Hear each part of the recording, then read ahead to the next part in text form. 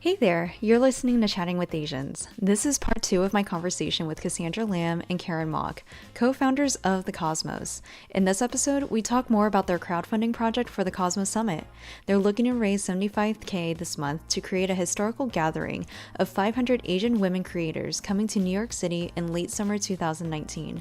They talk about their vision for the event and why we need this to happen. So here's part 2 of my chat with Cassandra and Karen.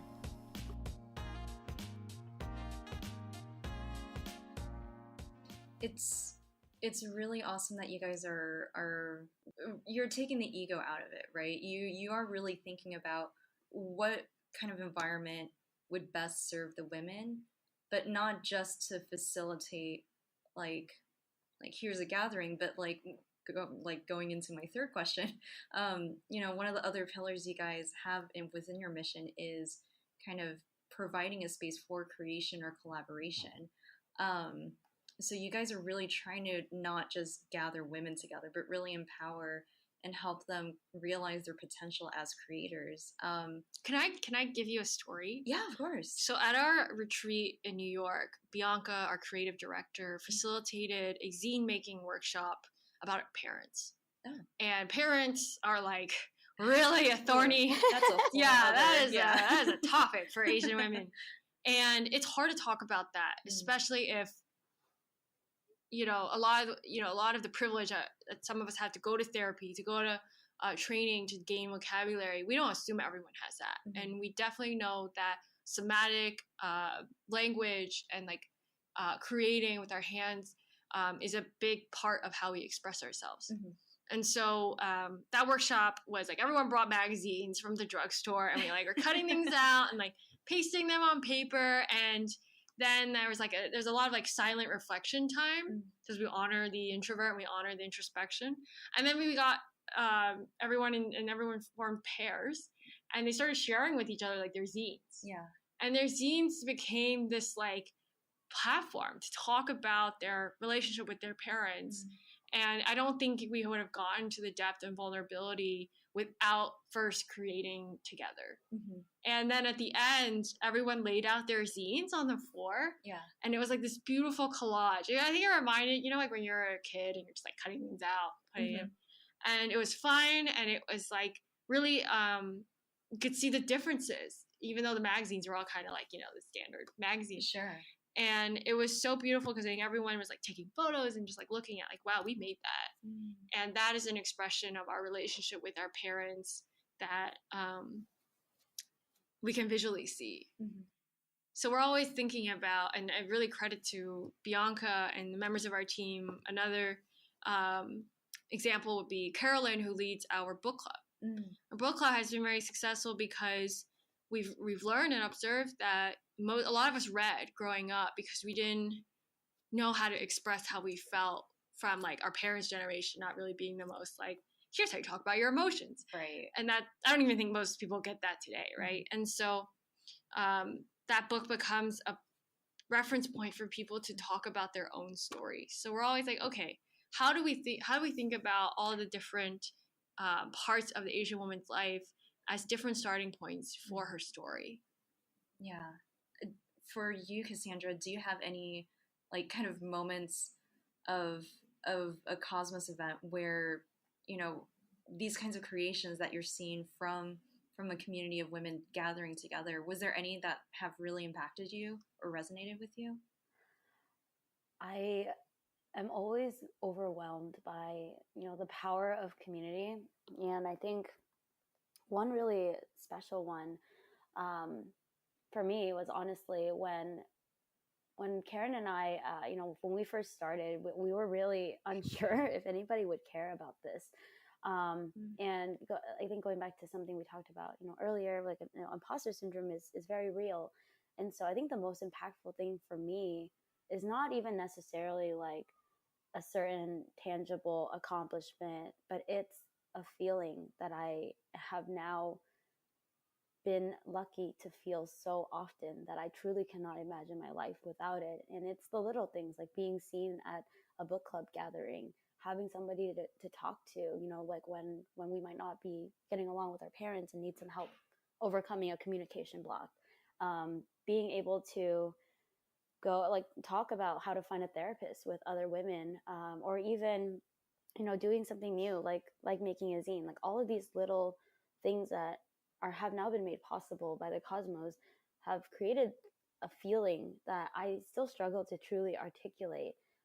But it's completely changed my life, and it's completely changed my outlook, not only of like what's possible for me on a personal level, but what's now possible for all of us, because we are connected now, you know, by these different shared experiences, and shared kind of struggles in our journey as we're working to overcome and explore and unpack.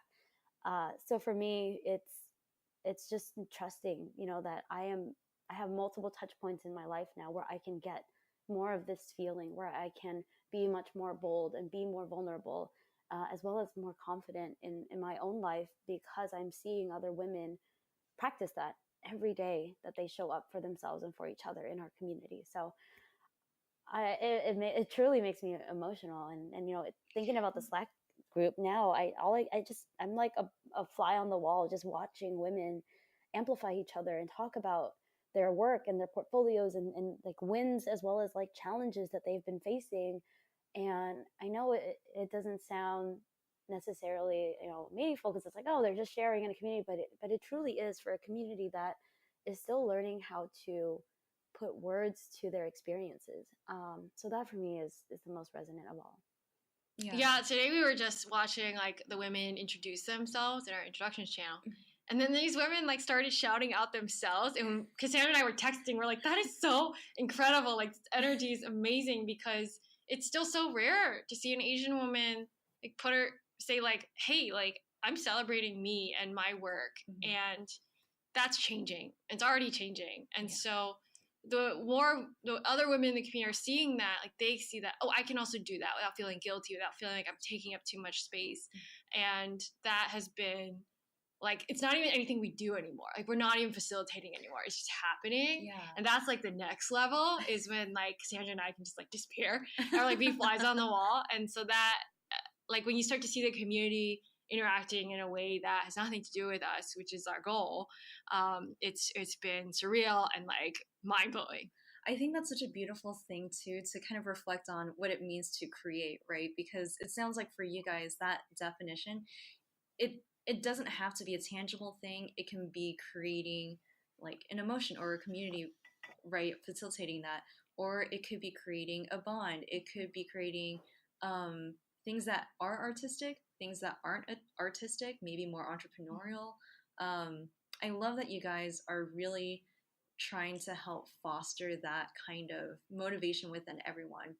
Like you said, like, I think a lot of Asian women haven't felt that kind of support they've found, whether it's within their family or a small group of friends, whatever it is, to really go out and be like, hey, look at what I've done. I'm so proud of this. Like, let me show you, right? Like, how often do you get to hear that? Yeah, it sounded weird even. Like, I was like, that sounds new. What is happening in this group? But that's awesome. Yeah. Yeah. I mean, even for me, I do get feedback from people who are telling me that the podcast is resonating with them, you know, on more serious levels. Yeah, it does feel good, but I think that's also something I'm still trying to learn, is to celebrate my creation through all the good and bad things that I've experienced since launching the podcast or even producing the podcast. This is something that's purely a passion project of mine. Like, when I started this, it was purely just to see what it's like and see what the reception would be, kind of, and see if I can connect with other people. And it's been such a beautiful kind of evolution. So I'm sure you guys are going through that, except like you guys have started this for like over a year now, right? Has it been over a year? Yeah. It's almost a year. Yeah. March 8th. Yeah. International Women's Day. Oh, that's our 1 year anniversary. Yeah. Oh my gosh. That's it's amazing. literally a month away, guys. It's February 8th. Yeah. I mean, did you guys specifically chose that because of that? Mm-hmm. Oh, that's amazing. Yeah. That's so beautiful. I mean, I never celebrated International Women's Day from an Asian women perspective. And so when we did it, we were also like, and this is kind of the timing, right? The women's movement, Me Too movement, a lot of cultural shifts have happened in America such that we feel there's a place for the women part of identity. Mm-hmm. But you asked before, where were we before we started the Cosmos? And I think we were trying to figure out where we fit in that larger American narrative. And we didn't see a type of conversation that we could plug into that also was a space to talk about how the Asian part of ourselves influence our views as women. Right. And that's been really enriching. And Asians get criticized for being pacifist, for being inactive. And I think it's actually, we haven't found a space where we can be active in a way that's authentic to us. Because it doesn't look like necessarily for all of us marching, but it doesn't mean we don't care. Right. And right now we've been living that like bifurcated narrative. And so we are starting to see like this new way that Asian women are supporting each other and showing up for each other and going to each other's events and like clapping back on, against haters on Instagram and just being there for each other. And discovering what that looks like means like, I think any Asian woman can start to see like, I can be active on these issues in this way that's real to me. And so that's been also really fulfilling to see. Yeah. And I think also like having community is what makes it possible to begin really like shirking our sometimes innate perfectionist like need, like our fear of saying something because we might not have the perfect answer or we might not know all the pieces. And I think this is where going back to like how we really insist on like living the question and living our values. It's not about having the right answer. It's about being willing to confront, the things that are not working for us in our community. And it really starts with, I think, developing the capacity to do that in your individual life. And oftentimes, that work is really challenging because it's forcing you to face a lot of parts of your identity that are confusing or perhaps difficult or scary. And so if you can be surrounded by other women who are committed to doing that, it makes it easier for you. And you also have examples to look to when you feel stuck or cornered or, unable to go on. So I really think that, it's going to look different for everybody, what being quote unquote active or engaged or part of a larger movement. We all have different interests to pursue. But the most important thing is I think that we are creating a space where women can feel like they can start.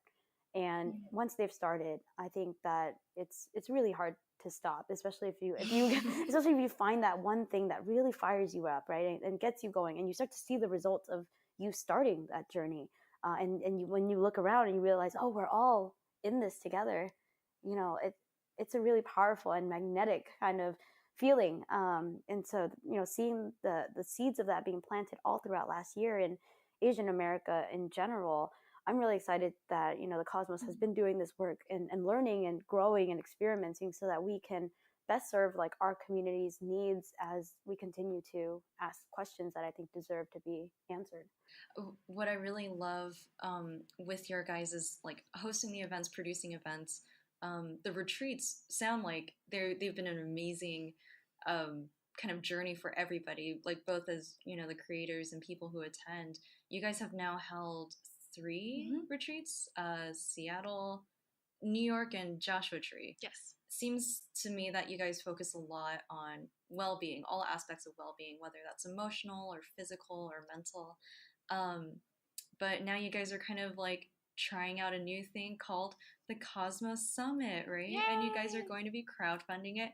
By the time that this podcast or this episode releases, your crowdfunding page will be live. Maybe. Is that a whole story? Maybe, yeah. I'll edit that. It'll be there. We don't know what it'll look like. Yeah. Well, you guys are going to be crowdfunding for the one-day Cosmos Summit. What's interesting to me, I'm kind of curious about what your viewpoints are on this. What is it about having a summit that you guys felt the need to produce that a retreat can't like address? Our mission from the beginning is to reach every Asian woman, and we want by reach for her to know that she's not alone. and that her community is there. She doesn't necessarily have to be the most active, talking every day in the community, but just knowing that's there for her. And we realized that our retreats are limited to 30 women at a time. And we want to be able to reach more women because of the self-awareness that we have, that there's so many more narratives, and it's really challenging to continue to live in a world where yours isn't seen or heard. Right. And so we thought about, okay, what is a medium by which we can take a lot of the programming that we've developed for the retreat and share that with more women at a time. And the summit became the manifestation of that. And in a way, it's a bit circular, because when Cassandra and I first met, that was actually our first idea. We were like, just a little ambitious, Yeah. And like that just seemed really hard when no one knew who we were. We didn't have a name, and it was a little bit like, okay, small steps. And we've taken the steps. We've called like last year our R&D year, where we're just learning. And now we feel that we have at least a framework by which we want to explore this at a much bigger scale. We also believe very strongly that Asian women deserve a one-day experience that is completely about them and is celebratory and positive, and also like unconferencey. So no panels, and like you hold us accountable to that, please. But really, those like reimagining what a summit experience can even be like, much as we've done for all of our experiences. So that's been really exciting to take on. It's terrifying. I mean, we don't know if 500 women are going to show up. We have no idea. The size and scale of the operation is a lot bigger than we've taken on before. And yet that feels like what we need to keep doing, pushing the envelope of what's possible and continuing to imagine. And that's the internal theme for our community. You're hearing it here first for the summit, is imagination. And our creative director won't let us call it imagination because it's a little bit cheesy, which I agree with, but that's me. But we want to make that summit about each woman when she leaves that day, that she is able to visualize and see a world where she's flourishing and thriving. And she's able to have 499 other women that she can reach out to, so she doesn't feel alone in that. Cassandra, do you want to add more? I would take this one step further. It's really important that we ask not only for what we think we deserve, but more as a community. I think that too often, particularly this inflicts women, but we're afraid, to put it out there. Whatever price tag, whatever prominence that we feel we deserve, we always stifle and doubt ourselves. And so to me, this crowdfund, the fact that we're asking for $75,000, which is by and far the largest that I have seen so far out of any of my friends' campaigns, like on Kickstarter or iFund Women, which is the platform we're going to be using. Yeah, it's really freaking scary. When Karen and I backed into that number from doing the budget, we were really having serious conversations about like, should we lower it to 50K? Because that feels really way more feasible and approachable and palatable. But the more that we, marinated on that, I was like, no, hell no. Like, we deserve to ask for 75K, because by doing so, we're signaling to the world, hey, we matter. We deserve to be on a stage that's beautiful and grand, not just a little like wooden soapbox, but truly a stage and, some lights.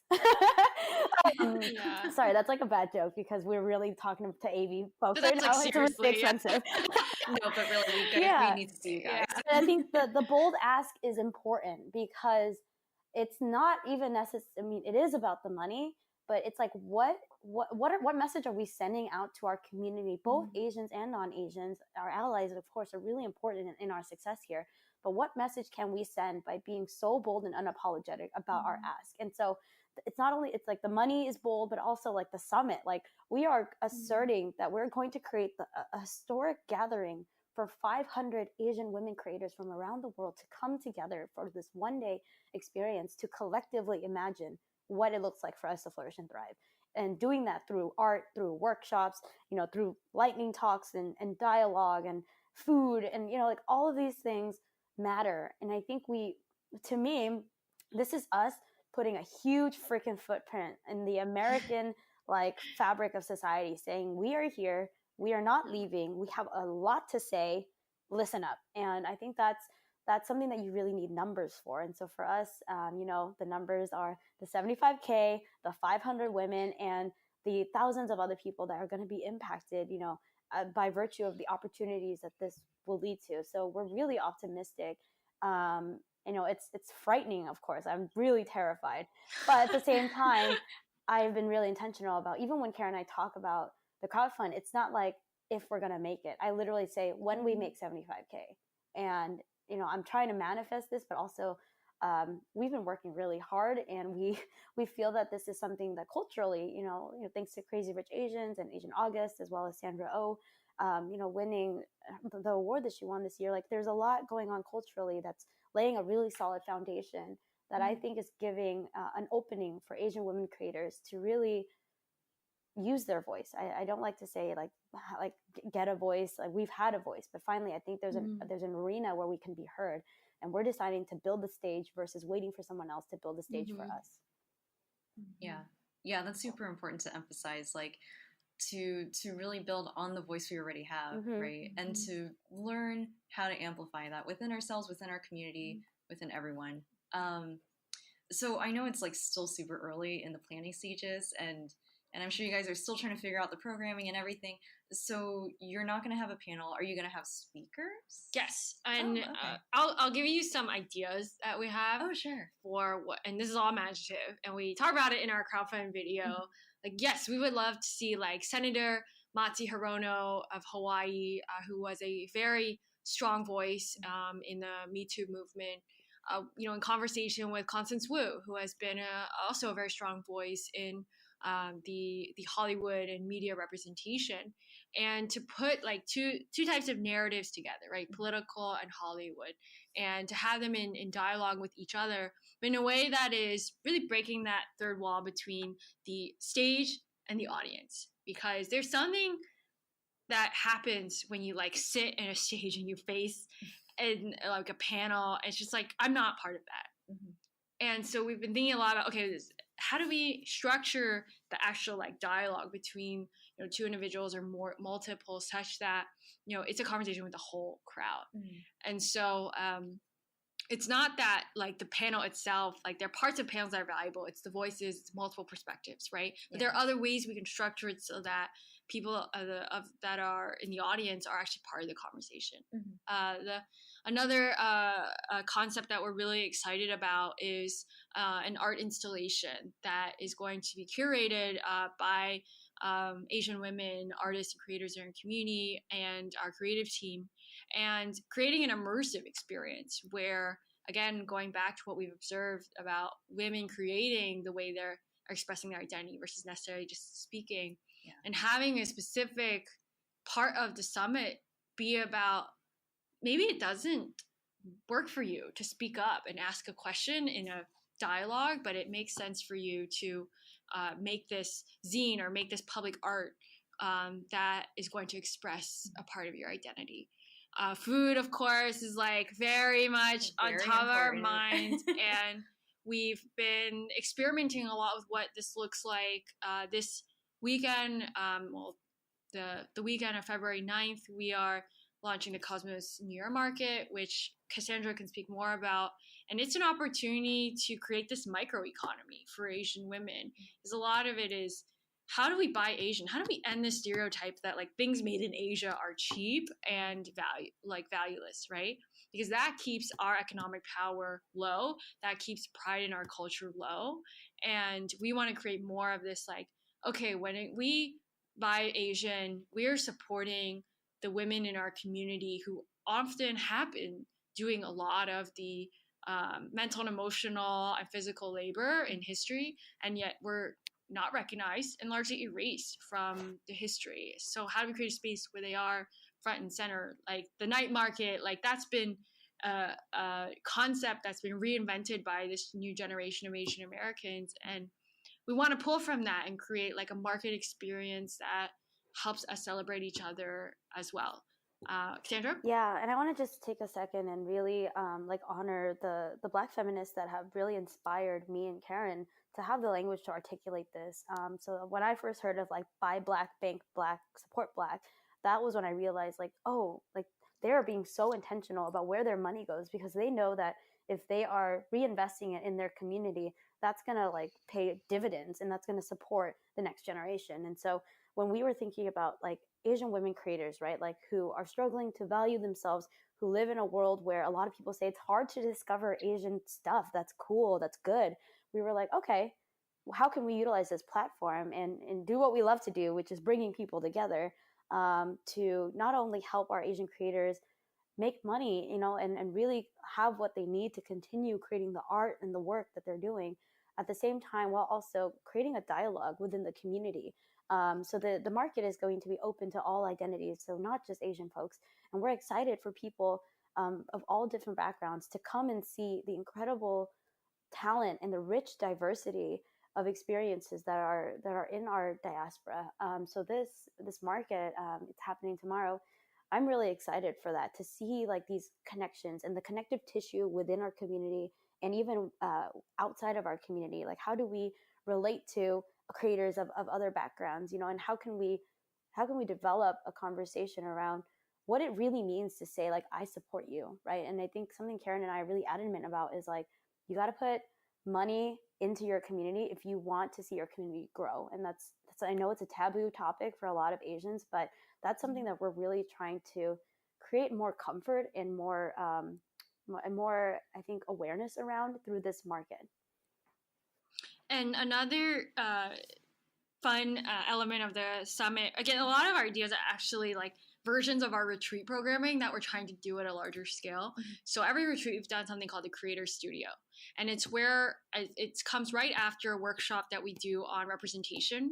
And it's like a Shark Tank style, where we like put up a bunch of Asian brands, and every person has like a sticky note. It's like they know about it or they don't. And we really interrogate like, what are the brands that are out there for us, and which ones resonate and which ones don't. And then we identify where the gaps still are in the representation that's available to us. And then we go and make it.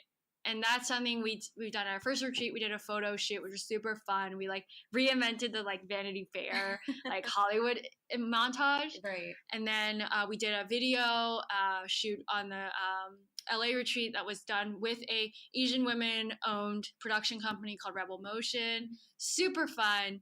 And then at the summit, we want to do another creator studio where when we leave, like it's really important for us that people don't just leave the summit with just like a goodie bag. We want them to leave with something they can go on and either put on their walls or like keep like with them and have a tangible reference point. And so, you know, what that is going to look like at the summit level, we're super curious to explore. We want to work with Asian creators to, you know, we're not going to wait for someone who doesn't see our community to create us that space. We're going to make our own representation the way we want to. Right. And then we very much think about the beginning and end. And we think about, what do we want that Asian woman to feel when she leaves? And my personal litmus test for like, did I succeed in this networking event is from before, it was like, did I make one connection that's going to last? And a lot of the women have asked at the end of the retreat, like, how does this go on? I don't want to lose the intimacy of these friendships that I've made in this 3-day weekend. And so at 500 women, it's going to look different, right? But if we can create something where every woman leaves that summit with at least one other friend or connection that lasts beyond the summit, that is a success. Yeah.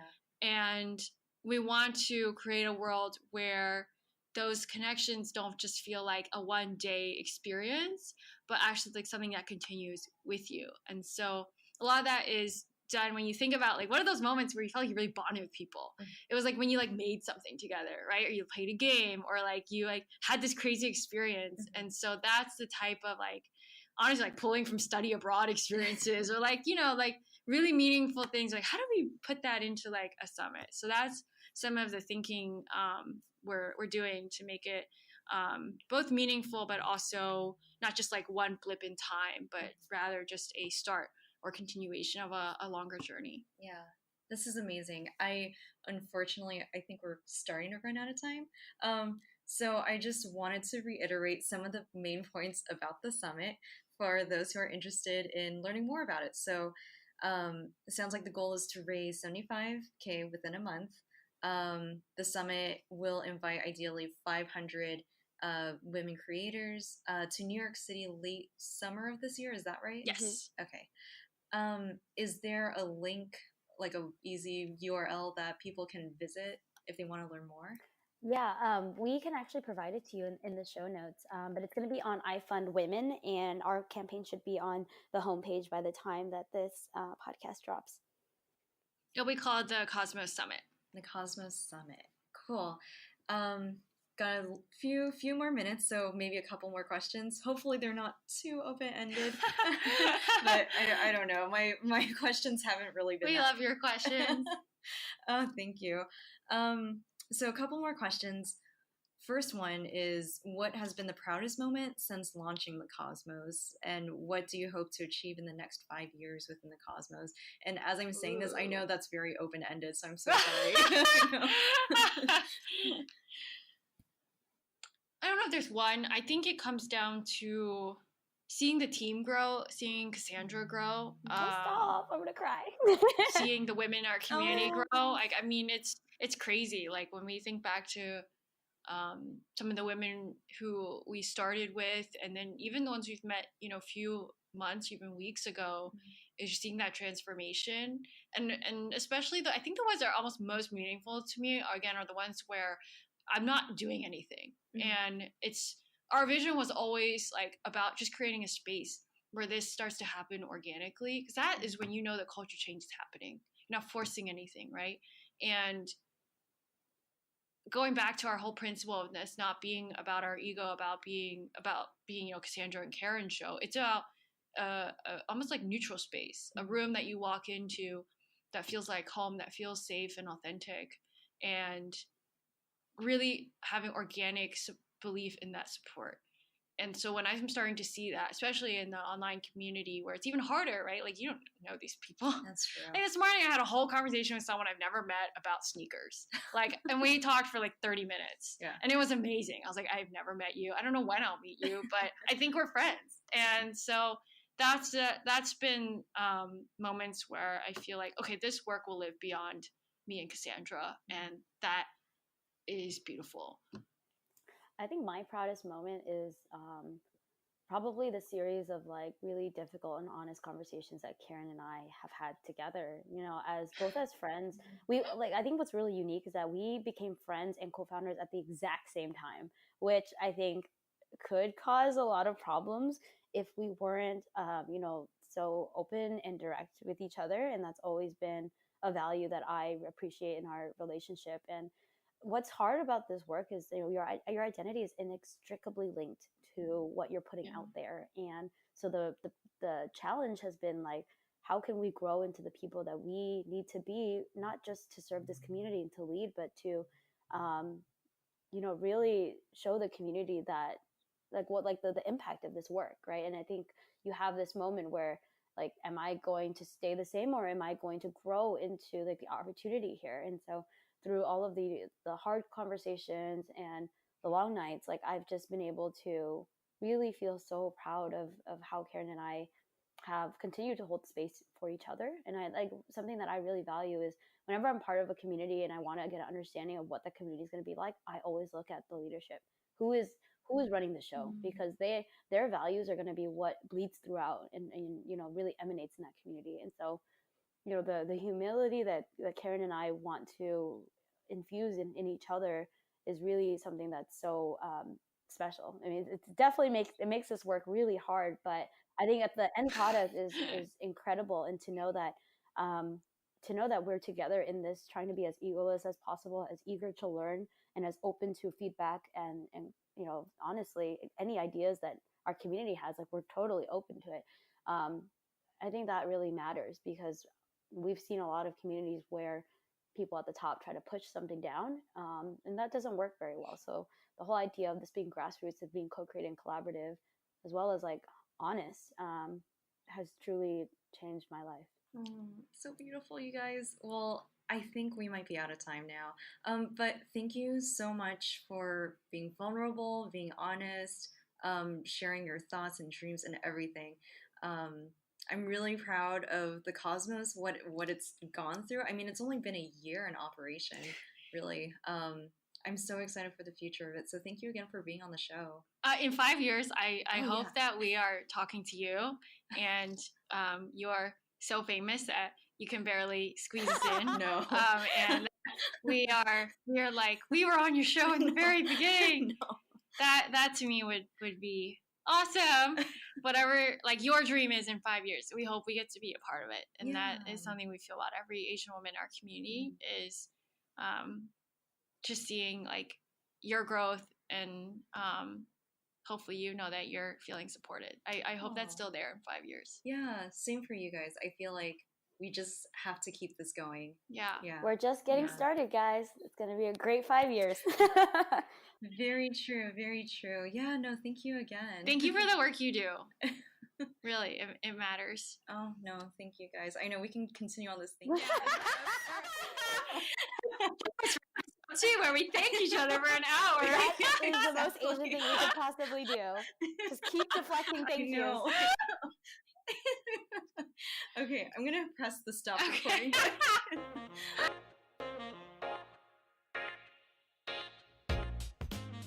Thanks for listening to part 2. A friendly reminder, if the mission of the Cosmos resonates with you, check out their website at jointhecosmos.com. If you'd like to donate to the Cosmos Summit, you can check out the show notes for the link, or go to ifundwomen.com and search for the Cosmos Summit. Hope you enjoyed this conversation as much as I did. New episodes drop every other Monday, so be on the lookout for March 4th for the next one. See you later.